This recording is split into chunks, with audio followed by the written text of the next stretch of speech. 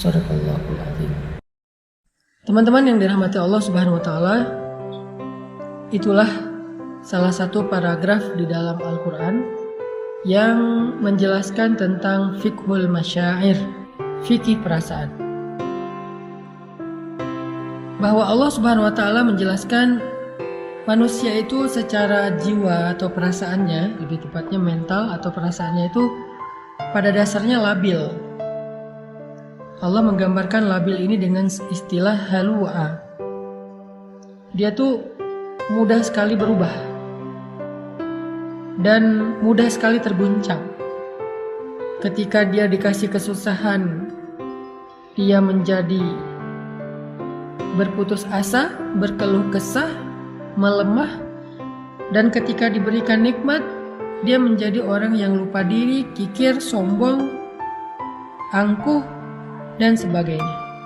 Itulah sifat dari mental manusia yang labil, yang halu'a kalau dalam bahasa surat Al-Ma'arij.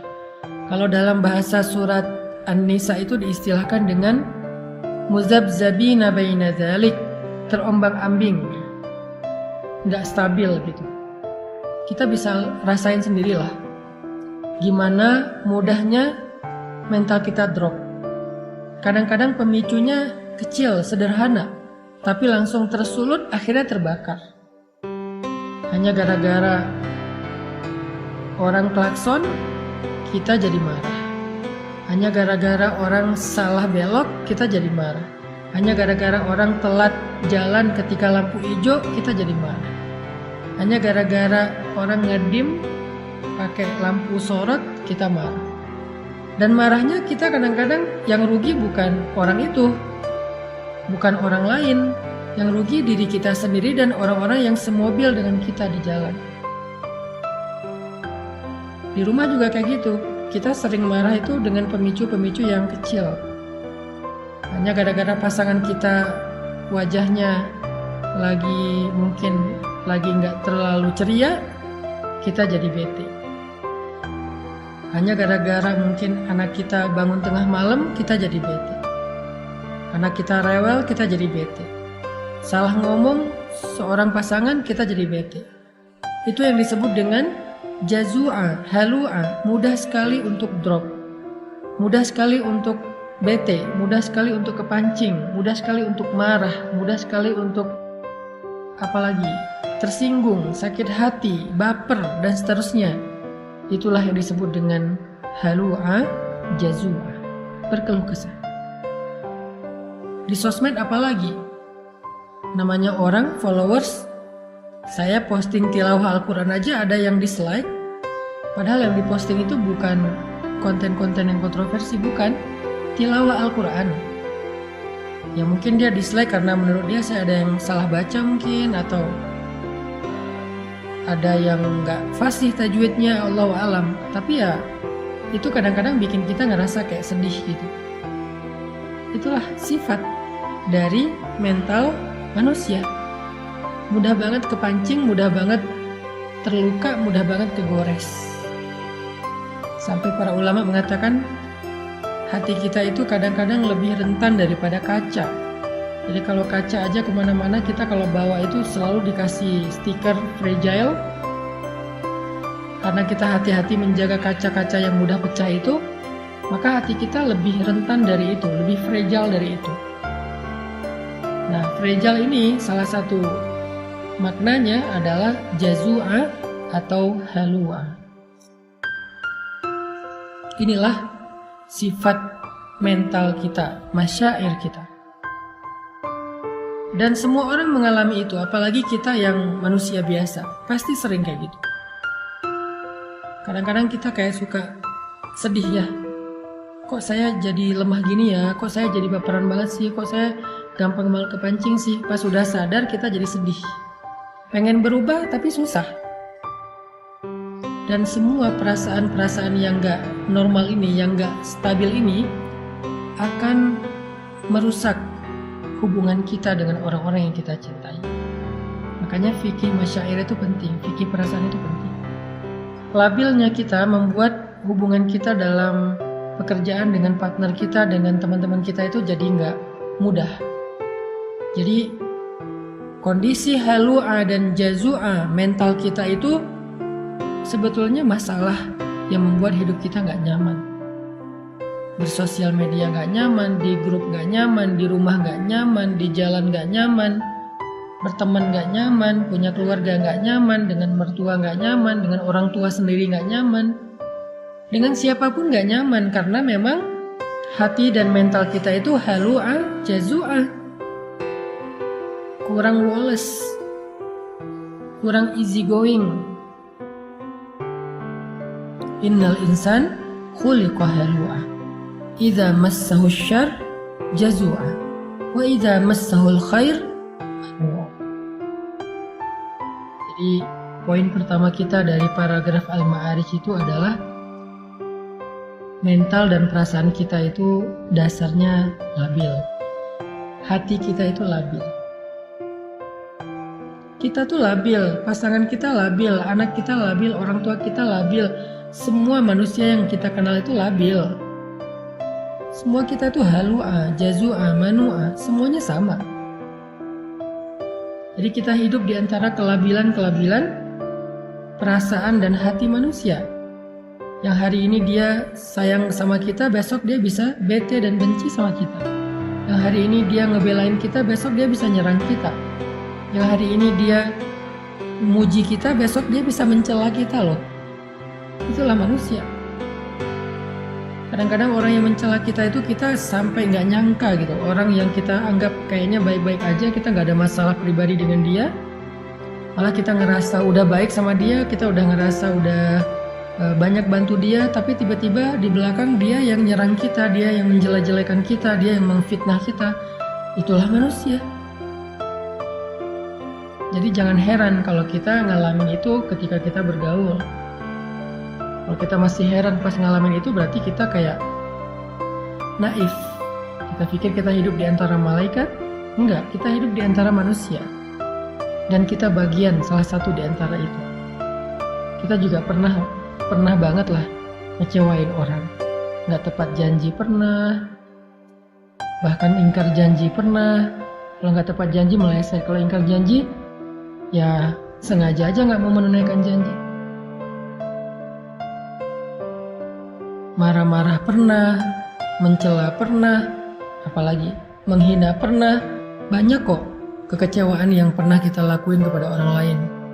Jadi jangan heran kalau dalam kehidupan yang labil ini kita melihat seseorang berubah dengan cepat. Itu jangan heran. Toh kita juga kayak gitu. Makanya karena Allah tahu kita diciptakan dalam kondisi mental, perasaan dan hatinya itu labil, gampang terbolak-balik, dari yang benci jadi cinta atau dari cinta jadi benci, itu terjadi di mana-mana. Maka Allah Subhanahu wa taala memberi kita nasihat di dalam surat Al-Ma'arij. Karena Al-Qur'an itu adalah tazkiyatun nafs, obat bagi jiwa, syifa'un lima fis sudur, obat penyembuh bagi penyakit-penyakit yang ada di dalam dada, penyakit hati, penyakit perasaan. Al-Quran adalah penyembuhnya. Bukan hanya dawa, tetapi syifa. Kalau dawa itu obat, kalau syifa itu penyembuh. Kalau dawa, obat belum tentu sembuh. Kalau syifa, Allah menjamin akan sembuh. Kalau kita benar-benar memahami dan mengamalkan Al-Quran. Gimana cara memahami dan mengamalkan Al-Quran sementara membaca aja nggak ngerti? Itulah kenapa kita harus belajarnya bareng. Jangan belajar sendiri secara otodidak, ntar salah paham. Kalau dengerin booster, dengerin ceramah yang sifatnya adalah penyemangat, kayak kendaraan tuh dikasih bahan bakar. Kendaraan kalau nggak ada bahan bakar, nggak akan jalan, kecuali dengan cara didorong, capek kan? Tapi ada bahan bakar, jalan. Kalau nggak punya setir, nggak punya lampu, itu bisa masuk jurang, bisa masuk selokan, bisa kecelakaan. Nah, belajar secara serius kepada ustadz, guru, ulama, itu sama seperti kita menyalakan lampu mobil dan pakai setir. Sehingga kalau jalannya gelap, jalannya belok-belok, kita tetap bisa on the track. Maka booster adalah spirit yang menyemangati kita dalam beramal soleh. Tapi ilmu yang kita belajar seminggu 2 kali dengan live kayak gini adalah lentera. Lentera yang kita bawa untuk menjadi penunjuk jalan, biar kita nggak salah jalan. Kalau kita udah tahu jalannya, booster yang ngedorong kita untuk bergerak. Dua-duanya penting.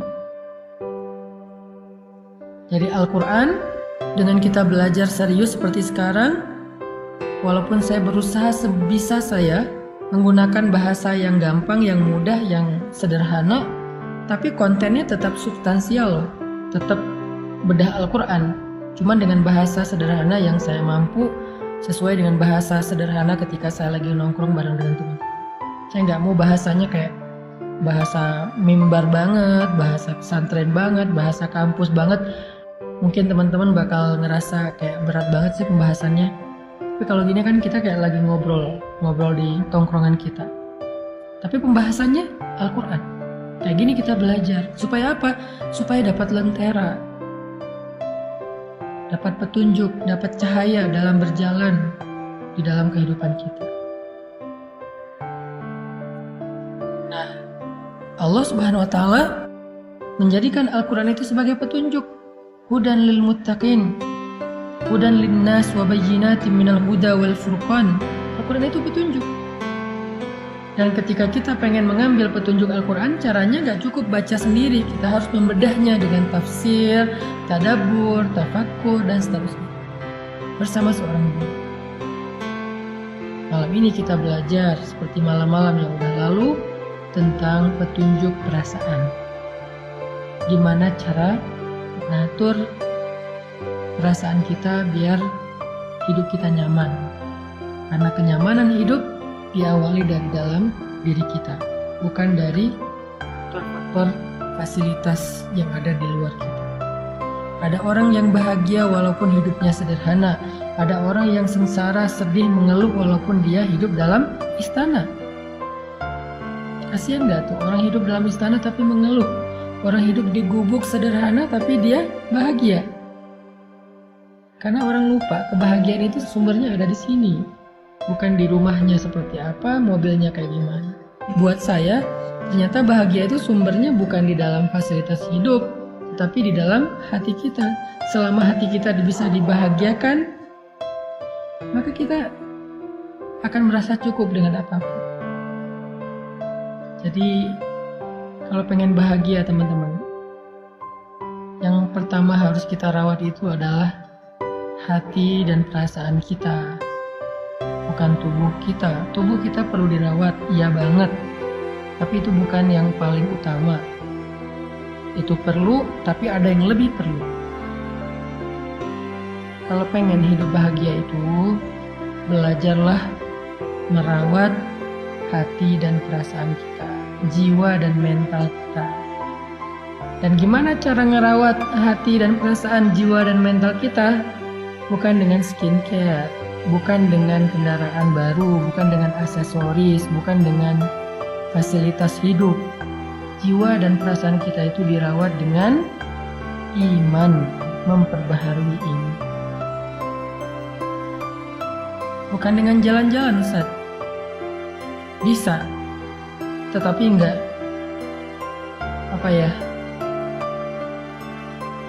tangguh. Bukankah kita kadang-kadang bete gara-gara jalan-jalan macet, apalagi yang tinggal di kota-kota besar, baru keluar rumah udah macet, udah capek-capek macet-macetan, sampai di sana cuman sebentar udah tutup, dan banyak lagi masalah-masalah teknis terjadi. Jadi yang harus di happyin itu bukan zahirnya dulu, tapi batinnya. Dan sumber kebahagiaan batin itu, kalau kita pengen belajar, apalagi setelah hidup kita rumit, seperti sekarang setelah kita dewasa. Kalau anak kecil mungkin lebih gampang happy lah ya, hidupnya gak rumit. Tapi setelah kita dewasa, hidup kita udah rumit, kita butuh solusi ekstra. Kalau anak kecil sekedar bisa main aja udah happy dia. Kalau kita kan gak. Maka kita butuh Al-Quran, kita butuh ilmu, kita butuh pembaharuan iman, kita butuh booster, kita butuh nasihat, kita butuh fikih perasaan. Itulah yang membuat kita bisa merasakan kenyamanan hati. Allah Subhanahu wa Ta'ala mengajarkan kepada kita di dalam surat Al-Ma'arij gimana caranya biar mental, jiwa dan hati kita tuh stabil. Nggak halu'a, jazu'a, manu'a dan seterusnya, tapi dia stabil. Gimana caranya? Kata Allah, illal musallin, kecuali orang yang sholat. Pada dasarnya manusia itu labil, dikasih ujian labil, dikasih nikmat labil, dikasih ujian ngeluh, putus asa, dikasih nikmat lupa diri, sombong dan seterusnya, kecuali illal musallin, orang yang sholat. Illal musallin, kecuali orang yang sholat. Sehingga bagi orang yang beriman, sholat itu adalah rahatul qalb, rahatun nafs. Sholat itu adalah rehatnya hati, rehatnya jiwa. Ketika jiwa dan hati kita merasa lelah dan capek, maka sholat adalah istirahatnya. Jika Nabi capek dengan omongan orang-orang yang membenci beliau, capek dengan fitnah, capek dengan caci makian dari orang-orang kafir Quraisy saat beliau berdakwah, seharian beliau lelah, sampai di rumah beliau ketiduran karena capek, maka Allah membangunkan Nabi. Nabi tidur untuk istirahat fisik, istirahat badan. Beliau tidur. Nah, kalau badan kita udah capek, kita tidur. Itu istirahat badan, istirahat zahir, fisik. Tapi Nabi belum istirahat batin. Karena walaupun tidur, hatinya masih sedih. Walaupun tidur, hatinya masih kecewa, masih marah. Makanya dalam keadaan tidur itu Allah membangunkan Nabi. Ya ayyuhal muzammil, wahai orang yang sedang tidur dan berselimut, yang hatinya masih gelisah, yang hatinya masih lelah, yang hatinya masih sedih dan kecewa, yang hatinya masih marah. Ya ayyuhal muzammil, qumil laila illa qalila. Bangun dan sholatlah di malam walaupun cuma sebentar. Kenapa? Karena tidur itu istirahat fisik, tapi sholat itu istirahat jiwa, istirahat batin. Sehingga kalau batin dan jiwa kita merasa lelah, capek, lemah, kecewa, marah, labil dan seterusnya, dia butuh istirahat, dia butuh hiburan, dan hiburannya as-sholah. Di surat Al-Ma'arij Allah bilang, obat jiwa itu adalah illal musallin, kecuali orang yang sholat. Di dalam surat Al-Muzammil Allah mengatakan, wahai orang yang lelah, wahai orang yang sedang tidur, wahai orang yang sedang sedih, kecewa, yaitu Rasulullah SAW, kumil laila illa qalila, bangun walaupun cuma sebentar sholat. Itu obat jiwa bagi orang yang beriman. Dan Nabi SAW bersabda, ketika Nabi dalam keadaan sedang lelah jiwanya, lelah hatinya, lelah perasaannya dengan semua omongan-omongan orang Yahudi dan orang munafik di kota Madinah, maka Nabi SAW menyuruh Bilal untuk azan agar beliau dan sahabat bisa sholat untuk bisa mengistirahatkan hati yang lelah. Apa kata-kata Nabi? Arihna bis sholah ya Bilal, istirahatkan kami dengan sholat wahai Bilal. Istirahatkan kami dengan sholat wahai Bilal.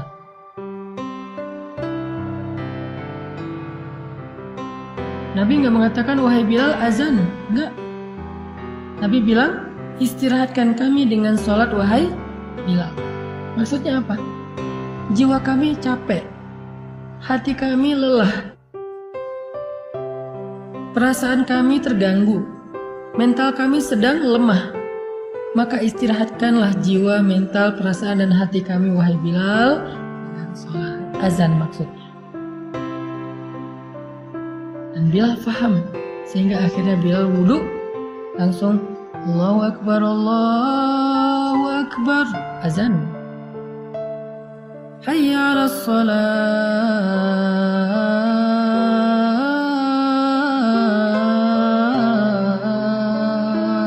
Yuk kita sholat. Hayya 'alal falah.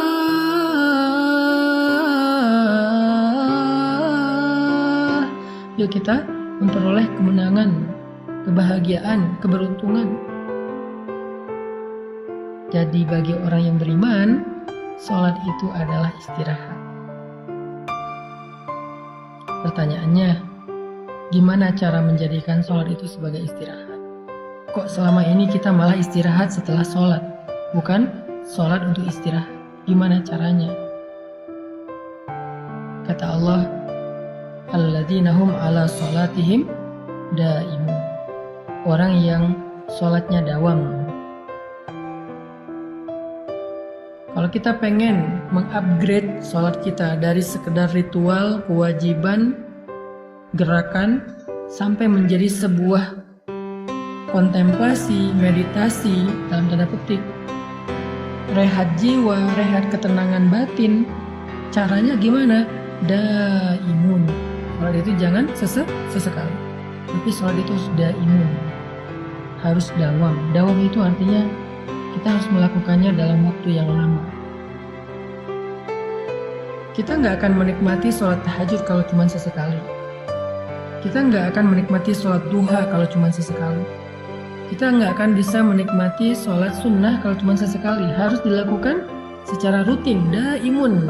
Nanti setelah dawam dalam waktu yang lama, Allah akan berikan kepada kita nikmatnya ibadah itu.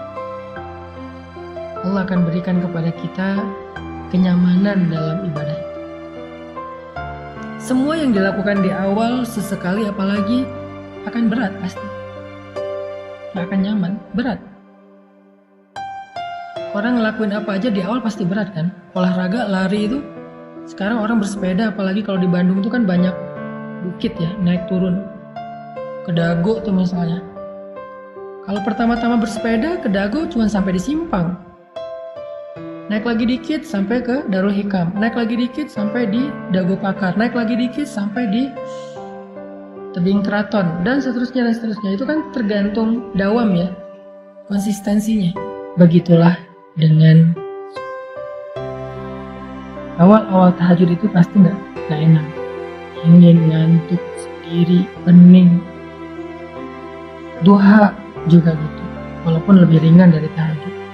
Salat wajib juga kayak gitu, ke masjid juga kayak gitu, subuh apalagi. Kalau mau menikmatinya menjadi rehat, kita harus sabar melakukannya dalam waktu yang lama. Jangan menyerah dulu, karena begitu kita menyerah, nanti kita akan memulai dari awal lagi kalau kita. Intinya daimun, harus dawam, gak boleh cuma sesekali. Mau menikmati sholat, caranya gak bisa sesekali, harus dawam. Mau menikmati perjalanan, gak bisa sesekali. Kita kalau jarang melakukan perjalanan tuh gampang mabuk, gampang capek, gak betah lama-lama di kendaraan. Apapun kalau dilakukannya belum dawam, gak akan dapat rasa nikmatnya. Harus dawam. Begitu juga dengan, maka Allah mengatakan alladzina hum ala sholatihim daimun. Orang yang sholatnya dawam, orang yang sholatnya terus menerus. Itulah teman-teman solusi dari surat Al-Ma'arij kalau kita pengen menjaga jiwa kita lebih stabil dan lebih bisa istirahat. Kalau sholat udah jadi rehat jiwa, maka begitu kita sedih, kita sholat, Allah akan hibur hati kita. Begitu kita marah, kita sholat, Allah akan tenangkan hati kita. Begitu kita kecewa, kita sholat, Allah akan kuatkan hati kita. Disitulah kita akan merasakan rahatun nafs di dalam sholat. Ternyata sholat itu adalah nikmat bagi jiwa.